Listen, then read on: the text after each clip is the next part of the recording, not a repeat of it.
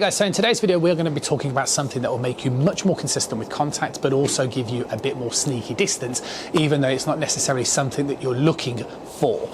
Now, what you're also going to understand very much from this video is why I ended up making a grip change based upon practicing exactly as I'm going to explain to you guys first and foremost. And the key thing that we're going to be taking away from this video is width. Now, the easiest way I think to understand width is to start with some pitch shots. Okay, so if I was going to do some pitch shots, 30, 40, 50 yards, something like so, what we would be looking for is a consistency between the club head and the lead shoulder, and particularly with the distance that those two stay. So if I can get my lead hand only on the club and I can take that back, keeping it nice and wide, swing it through nice and wide so that distance stays the same, that is going to give me a much better chance of consistently striking in the same place each and every time.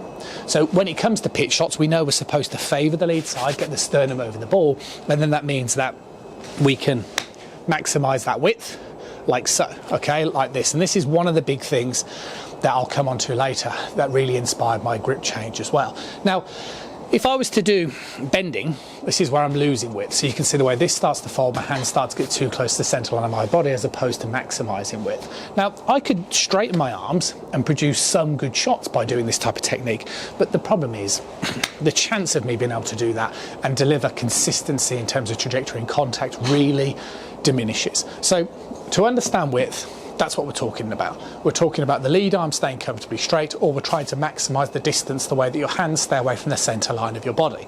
And in biomechanical terms, this is known as an extensor force.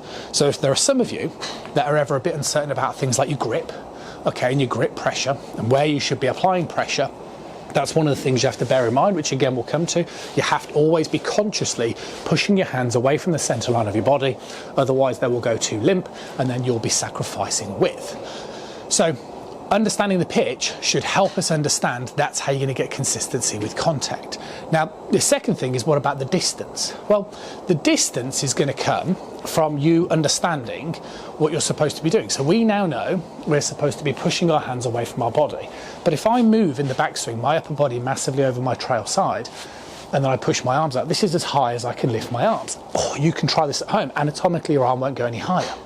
And that's why we see all the pros pivot with more of what's known as a thoracic extension, which means keeping the head stiller. See, now I'm able to elevate my arms up.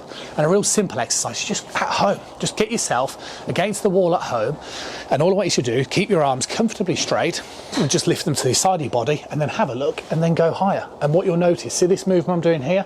This thoracic extension is the thing that's going to give you that ability to lift your arms higher, which inevitably is going to lend itself to more speed, because if you can lift it higher, you're going to produce more club head speed and more of that effortless distance.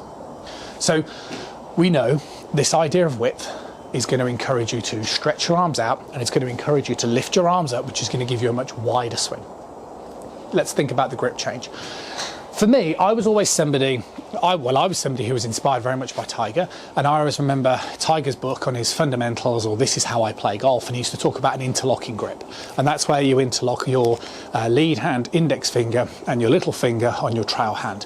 And I always did that, always played very much like that. But one day, I started to practice a little bit more of my short game. And I'll say one day, this was probably about 3-4 months ago, I started to do a little bit more practice, hopefully in preparation for this year. And what I started to do is I started to notice that my pitching was much more consistent if I held my wedges like a putter. So this meant that on my lead hand, I would grip it more like so. So see the way I grip it more in the palm on the lead hand, okay? And then I'd go a little bit more in my palm of my trail hand. And instead of interlocking like so, I would get my lead finger sitting the same as I would do with a putter. And that's what I did. And what I noticed is that I felt it was much easier then to hold it a bit more like a putter, that I'd get the club shaft sitting a little bit more vertical. That meant I could get a little bit closer to the ball, get a little bit more weight on my lead side, and then I could just maintain that width. And what I started to notice is that pitching was a weakness in my game, and all of a sudden, at least on the driving range, I was able to demonstrate much more consistency. And then because I was doing more practice like so, and then it just started to make much more sense that I didn't need to change my grip for the full shot. So I've ended up ever since changing where my lead index finger sits down the trail side of my hand. And if any of you were interested, or you could pick up on it, if you look at the videos over the last few months, that's what I've been doing. Every time I demonstrate hitting a shot, I'm holding the club like so. And then that just helps me maintain that feeling of width throughout my swing, which is what I absolutely love, as opposed to once upon a time, it was more of an index finger. So I'm not suggesting you have to change your grip. Changing your grip won't give you more width, okay? What I'm trying to say is that if you understand the concept of width, your game can holistically improve. If you understand the concept of width and you understand you're supposed to lift your arms up, you can gain more distance. And what I'm then trying to say is you might just find that you could grip it slightly differently, and it might just help you out, similar as it did to me. See you soon.